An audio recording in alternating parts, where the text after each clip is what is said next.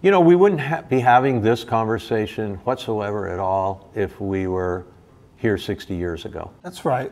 At most we would complain about, well, the last log I got in, I didn't like it as much as the one I got before. It's just kids nowadays, they don't know how to cut a log. You know, they don't know what a guitar log looks like. So, yeah, you know what? I love hearing about the good old days, except that I don't live there. Because what we really need is to look forward and go, okay, let's make these the good old days. Let's make these the good days. Let's make the next year, let's make those the good days. Because we're not dead yet. We want there to be great instruments for musicians to play. So what are things going to look like in 5 years? They're going to continue on the path that they're going. But we're going to be ready for it. We're going to take the kind of steps towards forestry, towards designs, towards different woods than what the tradition might have dictated. We're going to take those steps now because we know that's the direction that we It's inevitable. Yeah, it's kind of investing in the inevitable. It's like, you're going to do it now or you're going to do it when it's forced upon you because that's your only option. Something like this: adapt, migrate, or die. Okay, those are your choices. Right. This is Bob Taylor and Andy Powers, two of the most influential people in one of the biggest guitar brands in the world, Taylor Guitars. What they're talking about might seem intense and serious, and that's probably because it is. As guitar players and enthusiasts, we are all facing down a serious problem, and it's bigger than guitar playing. Most of the time, guitars are made of wood. Wood is an organic material, which makes it finite. What we're trying to say is, it doesn't grow on trees. It does grow on trees. Wood is actually from a tree. Okay, I am being told that wood does in fact categorically grow on trees, but the point still remains. Due to mass usage of woods leading to shortages, conservational treaties such as CITES have been put into place to hugely limit the international trade of woods such as rosewood. You know, that really popular guitar wood. Turns out we're running out of it. And that's not the only species a tightrope away from extinction. For more reasons than one, that's a problem if you make guitars. It's becoming an increasing challenge as a guitar builder. Taylor Guitars makes over 1,000 guitars a day. And when you make that kind of volume, you really have to look at, you have to think about the resource that you're utilizing. So for some 20 years, it was always the same, but it's becoming increasingly problematic to source, or increasingly complicated to source tone woods. So we really need to have a much more profound understanding of where our wood comes from. And now we're giving back. We have the Ebony Project in Cameroon that's planted 25,000 ebony trees. We have the Koa Project in Hawaii. We have this project now with Urban Wood. And these are all efforts to give back to the resource that has given so much to our industry for 200 years. Before we go much further, it's probably worth introducing this man, as he's very important to everything that this video is about. So my name's Scott Paul. I'm the Director of Natural Resource Sustainability at Taylor Guitars. It's a wholly unique position within musical instrument manufacturing. My background is in environmental policy and advocacy. I worked at the White House in Washington, D.C., 14 years at Greenpeace with the Forest Campaign, spent a lot of time at the United Nations. I actually don't know that much about guitars, but I was brought in for sustainability reasons, and that's what I do. Scott Paul's CV is an impressive one and an asset to the journey of becoming the most sustainable, high-quantity guitar manufacturer that Bob Taylor, co-founder of Taylor Guitars, began some years ago. When we started the Ebony mill about 11 years ago, that's when we were able to really see a direct connection to work in the forest, the laws of the land, places that are corrupt versus uncorrupt, you know, working in a dicey environment where we work.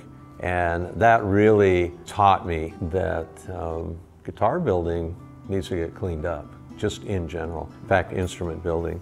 We've got hundreds of years of these species, and we sit at this sort of purchasing, you know, like a guitar comes into a shop, you order it, it comes in. and less people are delving into it like you are right now, coming and say, we want to find out where this guitar comes from, how it's made, talk to the makers. A lot of people don't, and so we put that out there. But nobody in the forestry sector is really putting out how they got a tree. Most of them aren't proud of how they got a tree, you know? And so we were in there doing all the work to try and make this a legitimate, ethical, moral, legal operation, and then it started expanding out from that. And for me, the question came after I took 5 colleagues with me, and we went around the world. We went around the world. It was a 30-day trip. We flew, and we went place after place after place after place. We circumnavigated the globe, visiting forestry operations that we'd heard of that we thought maybe we could learn something from. And it was a trip of a lifetime. It was really great. And then kind of when we were coming back in, it dawned on me, why aren't we planting trees? Taylor's Ebony project evolved from a quest for knowledge to understand where their wood was coming from, directly into Taylor co-owning an ebony mill in Cameroon and overseeing the milling and replanting of the trees in an ethical, sustainable way. From there, Taylor moved on to directly involve themselves with the restoration and preservation of koa forests in Hawaii, and more recently, and much more local to Taylor's native state of California, the urban wood movement. The truth is, the whole world's talking about urban trees, but these guitars that we make are really the first product that a consumer can buy any day that's made out of an urban tree. Mostly they're turned into something special, a park bench, a monument, a desk for someone who owned the property that the tree came on, one-off things. And it just so happened that West Coast Arborists was way ahead of everybody else in the world because they'd already seen the writing on the wall and started dragging logs to a log yard, and they started a little thing called Street Tree Revival and selling some of that wood. But then all of a sudden they got into the lumber business with us. And that foray into ebony caused me to think that we need more of this, especially when you see what it's really, really like, you know. As much as a lot of us at Guitar Guitar would love to visit Taylor's Ebony Mill in Cameroon and the Koa Forest in Hawaii, on this particular occasion, our trip remained in California. No complaints there. We were presented with an amazing opportunity to visit Taylor's partners at West Coast Arborists, an integral part of Taylor's urban wood usage. So, what is an urban wood? On one hand, it's a really simple question. What is an urban wood? It's just a tree that is in an urban setting, in a city, a town, that the city decided had to go. Maybe it got rot through disease, or maybe they're doing construction, or any number of reasons the tree's got to come down. It's just like any other tree, there's wood in there. What is an urban tree is increasingly a really important question. In 2008, more human beings lived in an urban environment than in a rural environment. So just think about that, pause for a second. For the first time in, 66 million years, more human beings live in an urban environment than a rural environment. And that's not gonna change. We're just gonna increasingly become an urbanized species. So we really have to look at our urban setting, and trees are really important for everything from environmental reasons, social reasons, economic reasons. So we have to look at the forest that we are creating in our cities in a way that we've never done before. And part of that is all things die. And what are we going to do with this wood? Urban wood is not going away anytime soon. It is an abundant resource that is vital for many humans across the globe living in largely populated areas. It improves our environments and standard of living in areas that have otherwise become dominated by buildings and roads. It is extremely likely that you pass by hundreds of urban trees every day. So what happens to that wood? To answer that question, we need an expert. Enter Big John. My name is John Mahoney. I am the Urban Wood Manager of Street Tree Revival. Street Tree Revival is a program of West Coast Arborists Incorporated, and we do tree care for cities who care about trees for over 300 different agencies throughout California and Arizona. So our thing is, we plant trees for communities, we do tree care for different communities.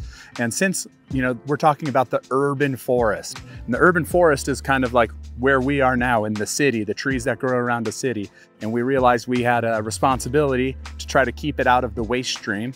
right? For years and years, all this urban wood would go through a chipper or turn into firewood and go up in smoke. So we really started taking it a little bit more serious.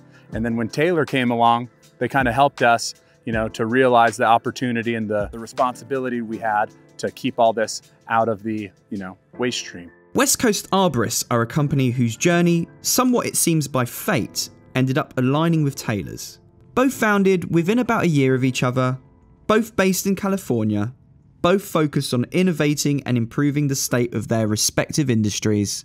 It was only a matter of time before the two companies collided to create something together. I don't know if Big John told you guys the story, but Bob and Scott Paul and I, we started getting into this idea. Went from our own perspectives, we all landed in the same spot and went, man, urban wood, we got to do something with this. Okay, well, the way that we start that is, okay, we finally met these guys, West Coast Arborists. Okay, they're the people who could help us because they're pretty far down this road already. Let's start there. Yeah, so we were kind of doing our own thing, right? And we were trimming trees and recycling some lumber and trying to grow that part of it. And then it was at the Arbor Day, I think Arbor Day Foundation, they went and at the Partners Conference. Bob had asked Scott, you know, hey, what's going on, you know, what with the trees on the side of the freeway? You know, take a look around, see if we can do anything. And then, so I literally traveled, you know, around the world, and I ended up coming back to Taylor Guitars is in El Cajon, California. Our arborist in El Cajon, California is West Coast Arborists. And a lot of people that I met along the way kept saying, you know, you need to talk to Mike Pallett. Do you know Mike Pallett? I don't know Mike Pallett. Finally, I met Mike Pallett, who is the West Coast Arborist regional manager for San Diego. And we met and we hit it off right away. And Mike introduced me to Big John, and I started coming up here. In the biggest moment for me in my history at Taylor Guitars, having scoped this out for a year and having come up here, I knew that West Coast Arborists could give us the quantity. I knew they could give us the predictability, but could they give us the quality? Only Andy Powers and Bob Taylor can say that. We end up at the Ontario log yard, and we walk around like chefs at a farmer's market with chainsaws. Well, that looks kind of interesting. Let's cut a piece off the end of that one. Put that in the truck. This one? Nah, not that one. Not that one. This one over here? Okay, maybe. Cut a piece off that one, put that in the truck. We start taste testing these things, and you go, okay, well, how do you narrow this down? There's like thousands of different species of trees that are planted in all kinds of different cities and different areas. How do you even, and most of them I don't know a thing about. So you look at the ones that you do know something about and go, okay, I know this wood, or I know something like this wood. Let's start with those. And then more to narrow it down even further, which ones are there the most of? Just if there's, how many do you have of this one? Okay, there's so-and-so 1,000. Okay, well that means that they grow big, you're probably gonna take some of those out.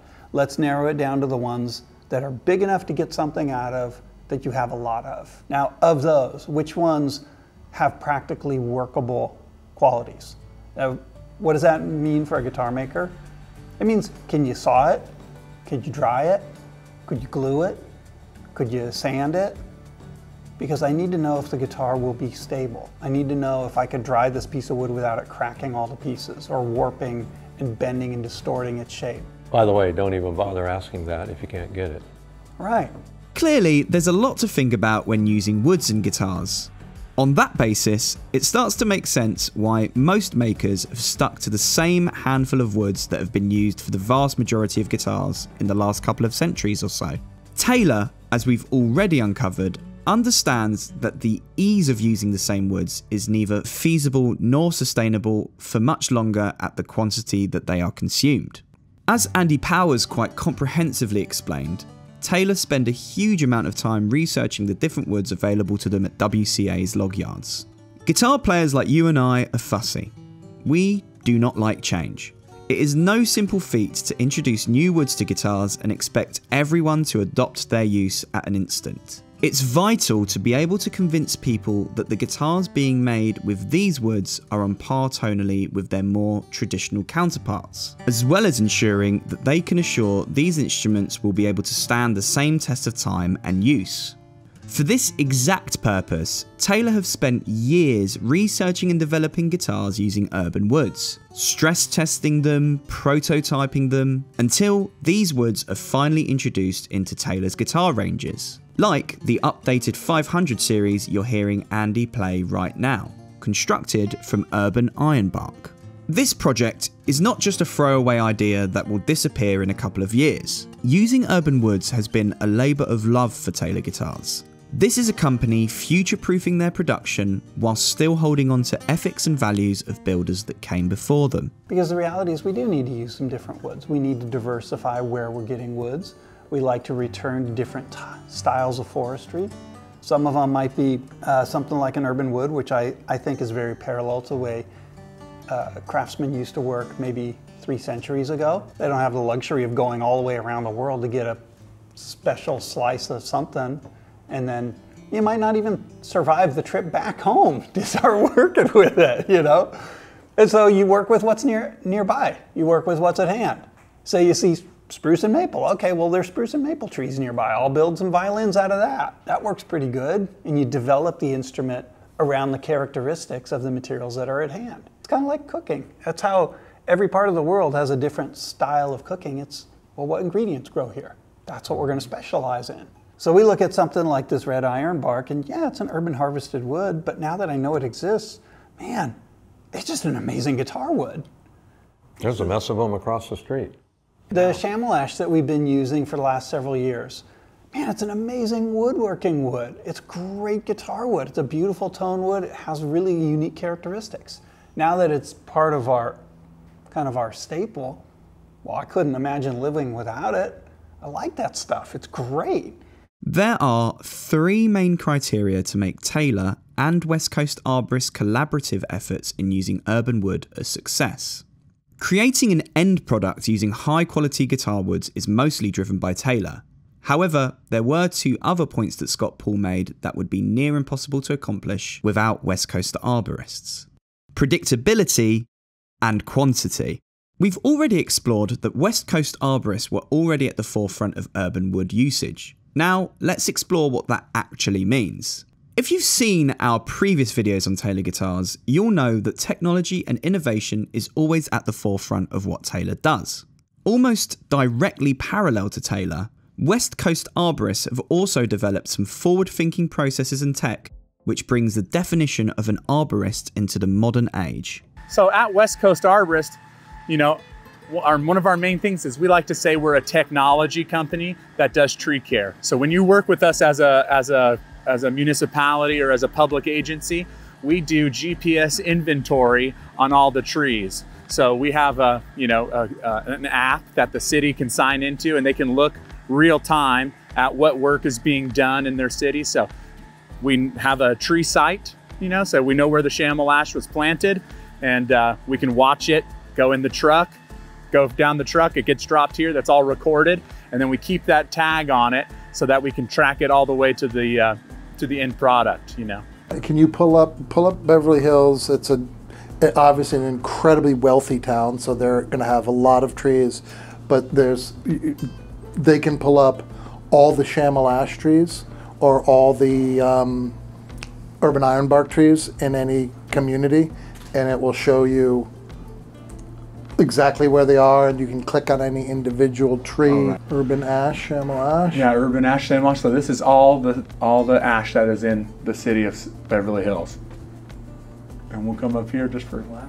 So just click on one of them so you can go like. I want to go for a good one though. All right.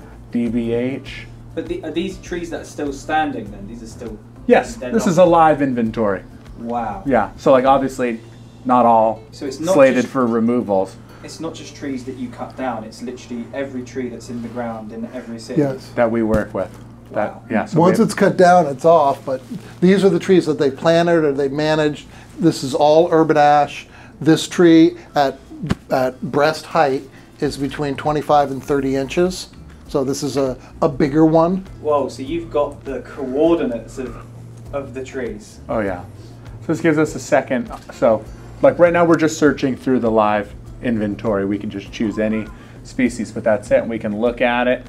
Imagine this was on a removal list. This isn't on it, but that's a chamois ash next to it. And you can look and say, okay. So if it was on a removal list, John gets a signal at the end of the day saying 10 chamois ash trees or 1 chamois ash tree is going to be removed tomorrow. He can go to this program, get a Google Earth street view of the tree that's going to be taken down, and take a pretty good guess pretty quickly if it is going to have decent wood in it. And then they can tag it and make sure it shows up in Ontario.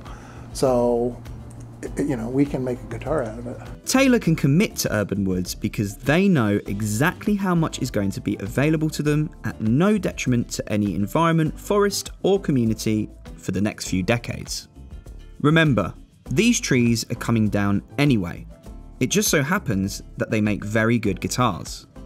So now, using these Urban Woods, Taylor can guarantee that they will be making guitars both sustainably and ethically for the next generations. Yeah, before I used to, you know, they'd take a big as log as they could, cut it up into pieces, the smaller piece that'll fit into the chipper, and then they could go to the next street or the next tree, right? The tree guys aren't judged on how big they take the piece down. They're judged on how fast they do it, if they do it safely, and how soon they get to the next tree. So we are asking our crews to slow down a little bit. And, you know, it's a hard thing to teach everyone, you know, because there's an industry behind it that's, you know, you're not judged on that. But now I think, you know, the world is changing and people are more aware, you know, and we use so much wood in California, and it's all, you know, we import it and we throw away the wood that's growing here. Import it, throw away the wood that's growing here. Kind of the times are changing and people are realizing, right? And Taylor's just on the forefront of that. This is all propagated wood. All of our street tree guitars. All the street trees, they were put there for a reason. Somebody planted them and they grew. Yeah, they were put there for shade, they were put there for the cooling value, for noise barriers, they were put there to control soil erosion, for their aesthetic value, all kinds of different reasons. But somebody put the thing in the ground, they had the foresight to put it in the ground for those benefits. And they kept it, they cared for it, they watered it, they fertilized it, they pruned it, especially the ones right next to a freeway where you need like some clearance. I mean, you know, prune it for a nice straight saw log with no branches low. Those are we like those ones. We just don't like the lost dog sign nails. No, you don't and some ever, kid's bicycle sprocket. don't and where it ever grew cut around the into barbed a wire tree fence. that grew at an intersection. Oh gosh, we learned it real quick into the Urban Wood project. We learned real quick to use a metal detector. By the way, urban wood is more expensive than forest wood. Much more, because the tree, even though there's a road that goes to it, and even though the arborist is getting paid to take it out, if you really want cheap wood, go to a third world country, out in the middle of nowhere, and cut logs that don't have nails in them and bring them to a sawmill and really, really make hay. What really shines through in both Taylor and West Coast arborists' commitment to urban wood is just how sincere and transparent their motives are. They understand the implications of not adapting before it's too late, and are willing to make the compromises necessary on everything aside from the quality of their guitars in the interests of changing the tide on what is a steady decline of the resources available to make guitars. Whether it costs more money at production, whether there's more to do when preparing the wood, whether it's ensuring the wood is kept as whole as possible at the point of being cut down, Taylor and West Coast arborists' efforts are all in the interest of allowing both their industries to still exist and allowing us, as guitar players, to still have something to play in 100 years' time. Sustainability is a word that gets thrown around a lot, to the point where it may lose its value to some. At this point, it's probably worth acknowledging that some people may still have some objections to the very title of this video. After all, how can guitars become extinct? In truth, for many, it probably feels like a distant problem that you don't need to worry about. However, these problems are more on our doorsteps than we realise. As we already mentioned in this video, the guitar industry has already seen shifts in the woods a lot of guitar manufacturers are using. Fingerboards, bodywoods. These are just some of the parts of a guitar that many brands have had to change their production of to accommodate the decline of availability. It's already happening. Some people may argue that you just cannot change the classics. Some may argue that a lot of companies claiming to be sustainable are simply doing it for a more positive public perception. Where Taylor stands out is their genuine belief in their initiatives and their commitment to not only changing their own product line, but the guitar world as a whole. And they've already shown that little changes are not as scary as some may think. Take ebony, for example, the main fingerboard wood on a Taylor guitar. Prior to Taylor's involvement in Cameroon, huge amounts of ebony was going unused if it was not a perfectly dark black cut. Taylor saw a problem in this wastage and leaned into using more streaky cuts. This look is now a staple of Taylor's guitars, and something that a few other guitar brands have adopted when using ebony. Small changes in people's perceptions go a long way. You know, and at the end of the day, we're a little guitar company from San Diego, California. We planted 25,000 ebony trees. We're doing all this work in Hawaii, but it's nothing in the grand scheme of things. And Bob Taylor likes to say, we're a demonstration project. If a little guitar company from San Diego is capable of doing this, then surely others, we hope others replicate what we're doing, and they do it better and they do it bigger.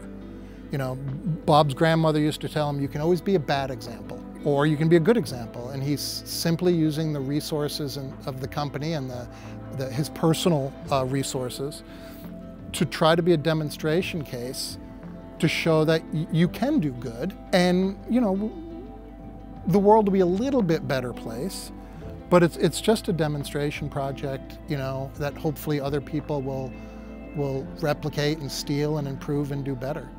Trust us, we could make this video an hour longer going into more and more detail about Taylor's sustainability efforts.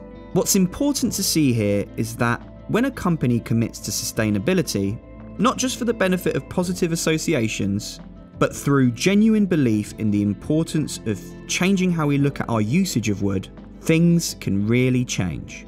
Bob Taylor and the rest of Taylor Guitars have dedicated themselves to making guitar building less harmful to the environment, communities, and the future. Part of that is making sure the people at the forefront of this movement are dedicated to the cause, one that a lot of people are already getting behind. Yeah, I worked at Greenpeace for 14 years. I ended up as the head of the forest campaign in the US, so I would coordinate with the head of the forest campaign in the UK or the Netherlands or Germany or Brazil, all throughout the world. And it is funny that a lot of the things I said at Greenpeace, I'd get in a room and I would know that half the people loved everything I was saying and half the people hated everything I was saying. And I hadn't even started speaking yet. It's just, I represent Greenpeace and it's polarizing. Now I work for a guitar company and I'm basically saying the same thing. But in the US, we have red states and blue states. Red states and blue states both love the guitar equally. I've seen a guy from China who didn't speak a word of English who sang Let It Be with a Liverpool accent. You know, a guitar transcends language, it transcends culture. So it gives you an awesome platform to speak from because people listen. Bob likes to say if we were building couches, no one would care. But we're building guitars. So it's an awesome responsibility to have. And we're going to take that challenge and try to talk to people who like Taylor guitars about what we see is happening with the resource and with the environment. So in a way, I'm saying the same thing I said at Greenpeace, but saying it from the perspective of a guitar builder, it's a very, very different general response that you get back from people. What benefits us, the players, is not only the dedication to making sure guitars will still be around in 100 years' time, it's also about making sure the guitars are as great as they ever were, if not better. The attention to detail in finding the right woods, making sure they are viable options for guitars and committing them as mainstay timbers in multiple ranges shows how much faith Taylor has in their projects and how much faith they have in seeing a change in the world. And maybe you could be part of that change. But why not plant a high-value hardwood tree? there's going to be value there. They're beautiful to look at. They serve the function of a tree, which is a whole host of practical benefits. Why not? Why not get that all the way down to the individual person who's living on Earth who has a yard and they're going to plant a tree? Give them another choice. Could humans in society evolve into that? I think I live in the the Northeast, I live in the Northwest, and now you can actually go to a place and buy an improved, maple tree that will probably have a good chance of having figure in it. And then someone's going to plant it, water it, prune it, slap the bugs off of it, do all that kind of stuff. And one day it's going to age out and that tree could make it to the market. So there's a lot we could do if we changed, but we've relied on forests. It's taken us from Adam and Eve till last year, it seems, to cut down all the trees. They're not all cut down. There's a lot of preservation going on, but we can grow trees. Right. We can grow them. This stuff, it grows on trees.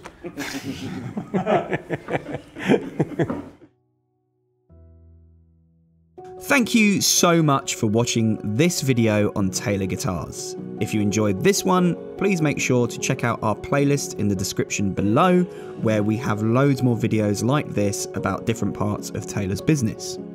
If you like this video and you'd like to see more videos like it, please make sure to like the video and subscribe to Guitar on YouTube. We love hearing from all of you, and we love hearing what you have to say in the comments below, so make sure to let us know what you think about Taylor Guitars' sustainability efforts.